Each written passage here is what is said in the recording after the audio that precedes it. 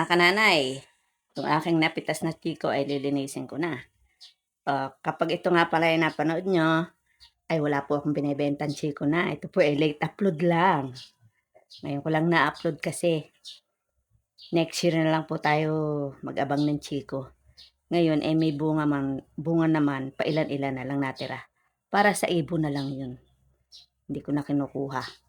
Para yung ibon may makain. Diba? Lilinisin ko to. Kasi ito'y order doon sa bunsuran. Ngayon ko lang siya na-upload. Kasi natabunan eh. Ang init manguha ng chiko, no? Tsaka mahirap, matakta.